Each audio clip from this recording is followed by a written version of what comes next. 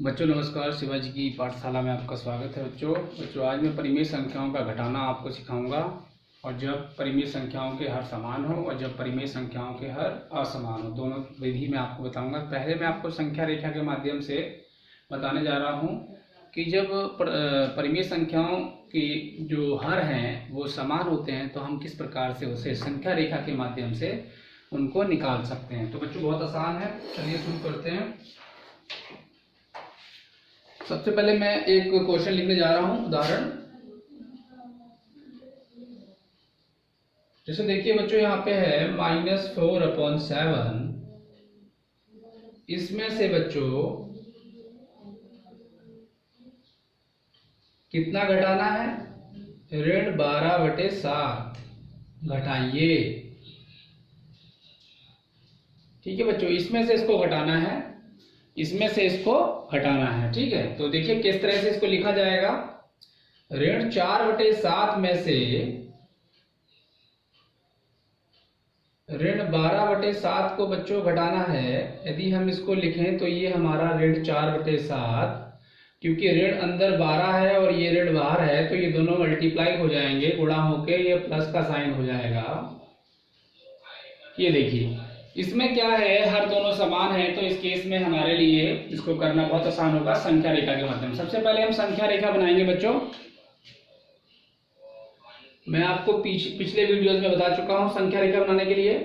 देखिए यहाँ पर हम कितने जो लेंगे 12/7 और -4/7। तो यहाँ पे हमने 4/7, पहले हम जो है ऋण 4 यानी कि पहले हमें ऋण 4 की तरफ जाना है और फिर हमें प्लस की तरफ जाना है। तो हम पहले ऋण वाले बनाएंगे। 1 2 3 4 5 बना लिए हमने, तो ये हो जाएगा ऋण 1/7। फिर ऋण 2/7 बच्चों। साफ साफ बनाता हूँ, 1 मिनट।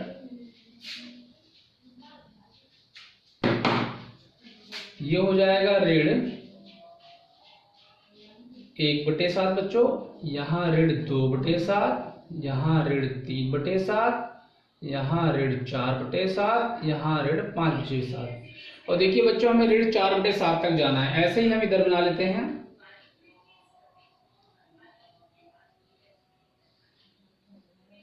क्योंकि देखिए यहाँ पे 12 है तो हमें थोड़े ज्यादा बनाने पड़ेंगे, क्योंकि यहाँ पे धन की संख्याएं ज्यादा हैं।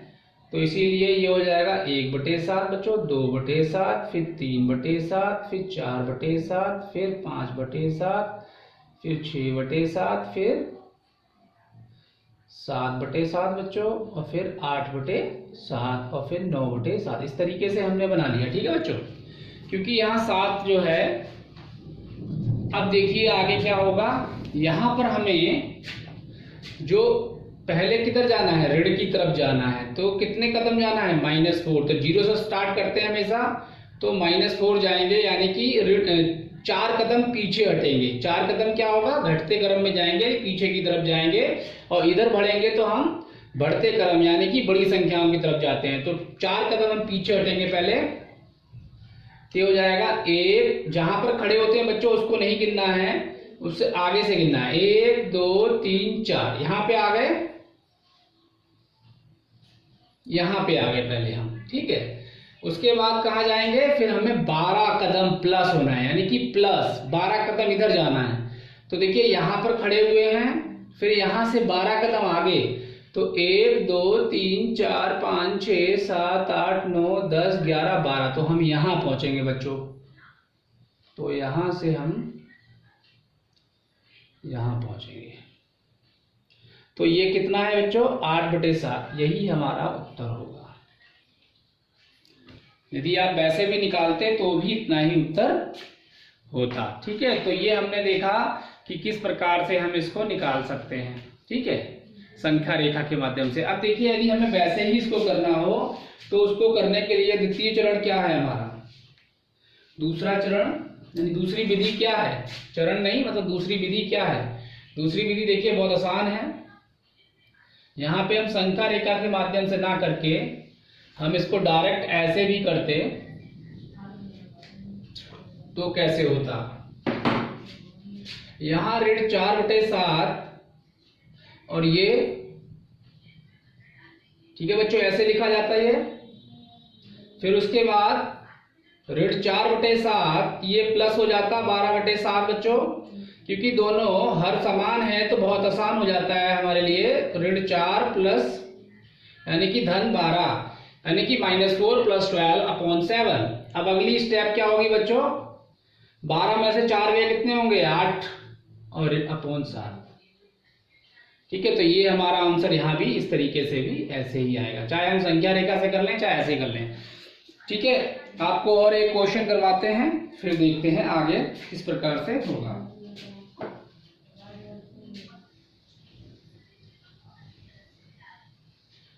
देखिए अगला क्वेश्चन है,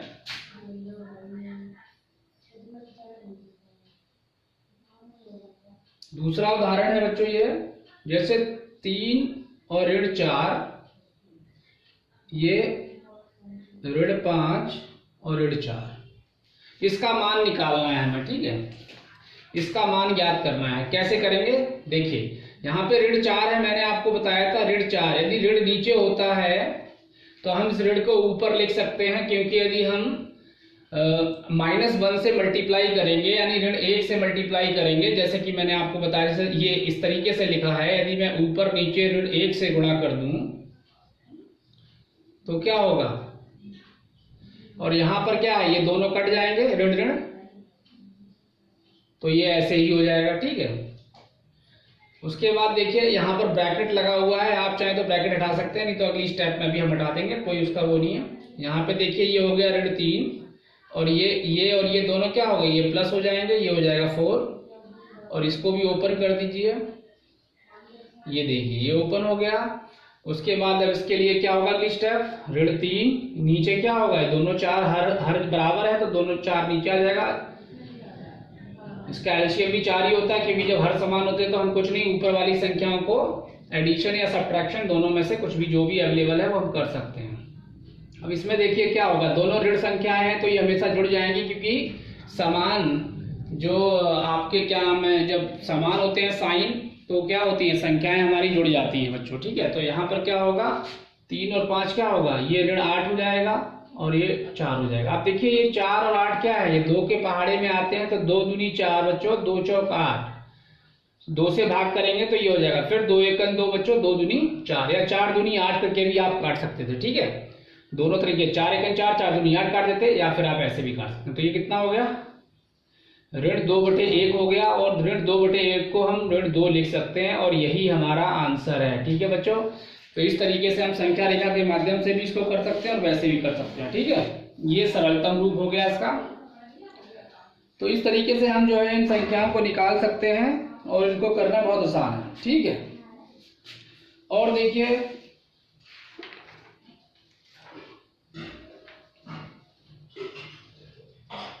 अब जब हर जो है समान होते हैं तो असमान होते हैं, तो हम हर को समान वाले ये थी, अब हम असमान हर वालों को भी आपको एक क्वेश्चन करके दिखाते हैं। ठीक है, देखिए ये परिमेय संख्याओं को कब घटाना जो है, जब हर समान हो, मतलब जब हर समान हो, तो मैंने आपको सिखाया। अब हर असमान हो तो किस प्रकार से किया जाता है, बहुत ही आसान है।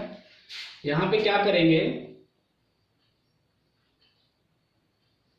यहाँ पे देखिए ये ऋण 5/4 ऐसे जैसे हो जाएगा। देखिए यहाँ पे ऋण नीचे है, तो इसमें आप इस केस में क्या कर सकते हैं, ऋण ऊपर कर दीजिए, एक ही बात है, इसको ऐसे भी लिख सकते हैं। आप -1 से करेंगे तो भी यही आएगा मल्टीप्लाई करने पे, तो ऋण 5/4 और ये हो जाएगा +5/6। अब 4 और 6 का एलसीएम ले लीजिए, एलसीएम कितना आएगा बच्चों, 4 और 6 का एलसीएम बताइए, 12 आएगा। ठीक है, निकालेंगे तो आप, और ये कितना होगा ऊपर 5, और ये 4 को, जब 12 को हम 4 से डिवाइड करेंगे तो कितना आएगा, 12 को 4 से भाग करेंगे तो कितना आएगा, 4 तिया 12, तो 3 से ऊपर गुणा, ये वाला निशान ऐसे के ऐसे ही। उसके बाद जब हम 12 को 6 से भाग करेंगे तो 2 आएगा भागफल, और 2 से ऊपर मल्टीप्लाई कर देंगे।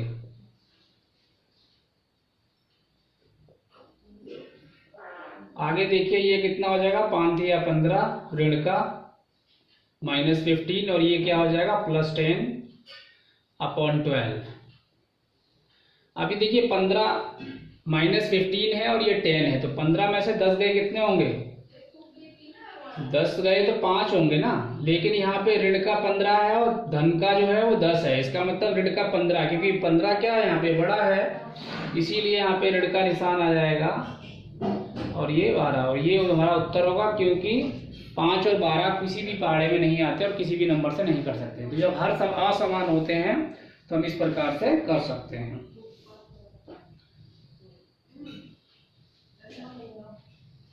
चलिए एक क्वेश्चन और मैं आपको करवाने जा रहा हूं। दो परिमेय संख्याओं का यदि योगफल दिया गया हो और यदि इनमें से एक संख्या दे रखी हो तो दूसरी संख्या किस प्रकार से निकालेंगे। ठीक है, तो ये भी एक मैं करवाने जा रहा हूं। देखिए क्वेश्चन है, जब दो परिमेय संख्याओं का योगफल ऋण 1/2 है, यदि इनमें से एक संख्या ऋण 8/19 हो तो दूसरी संख्या क्या होगी। कहने का मतलब दो परिमेय संख्याओं का योगफल आपको दे रखा है और उनमें से एक संख्या दे रखी है और आपको जो दूसरी संख्या है वो आपको ज्ञात करनी है जो इसमें नहीं दे रखी। तो किस प्रकार से हम निकालते हैं। देखिए ये योगफल है, ये क्या है, ये योगफल है। तो जैसे मान लीजिए दो संख्याएं हैं हमारे पास, तो एक संख्या तो हमें पता है। जैसे एक उदाहरण मैं आपको देता हूं, ये परिमेय संख्याओं का ना लेके मैं एक आम उदाहरण ले लेता हूं। मान लीजिए यहाँ पे संख्याएं होती, पूर्णांक होते, मैं कहता कि दो संख्याएं हैं उनका योगफल 10 है। दो संख्याएं हैं ए और बी, उनका योगफल 10 है और उसमें से एक संख्या मान लीजिए हमको दे रखी होती 2, तो हम कहते दूसरी संख्या निकालो।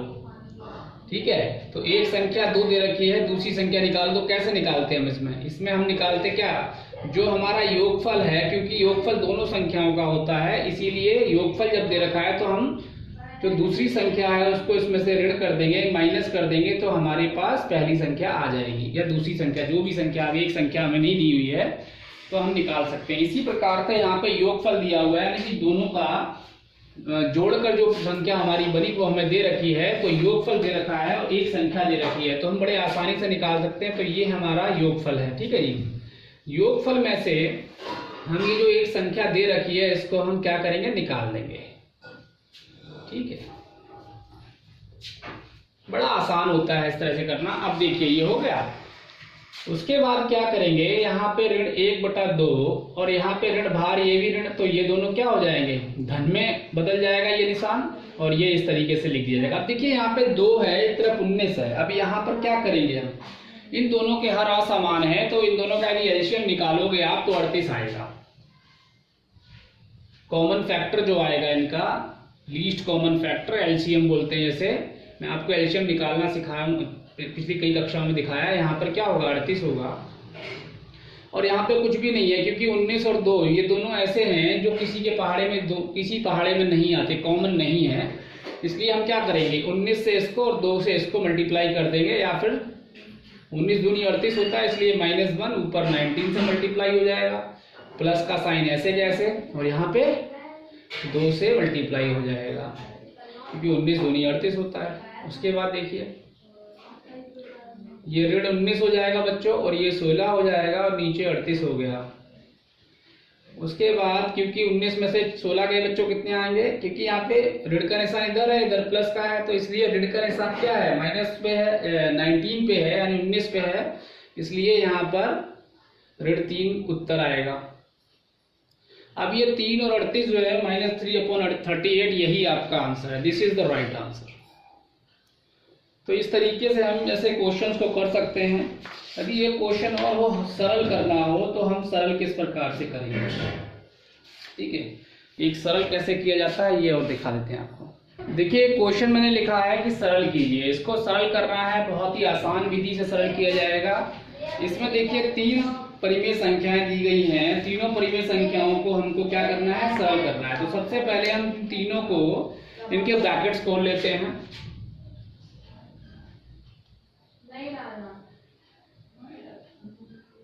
देखिए ऋण और ऋण, ये हो जाएगा धन। अब देखिए तीनों संख्याओं का यहाँ पर क्या है, तीनों संख्याएं अलग अलग हैं, तो हम सबसे पहले लासा निकाल लेते हैं।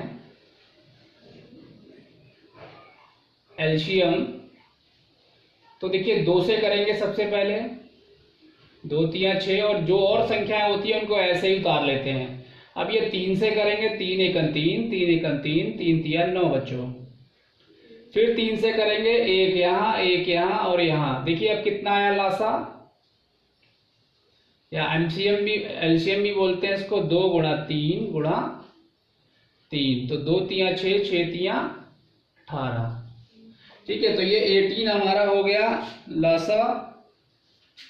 अब यहाँ पे करना बहुत आसान है। क्या करेंगे हम, इन सब के नीचे 18 रख दीजिए। अब इस 3 से इस 18 को हम इन सब हरों से भाग करेंगे। 3 से जब हम भाग करेंगे 18 को तो कितना आएगा, 3 6 18, तो कुछ नहीं करना है, -2 को 6 से गुणा कर देना है, फिर धन का निशान। 9 18 को किससे भाग करेंगे, 9 से, तो 9 दूनी 18, तो यहाँ पे 5 और गुणा 2 कर देंगे बच्चों।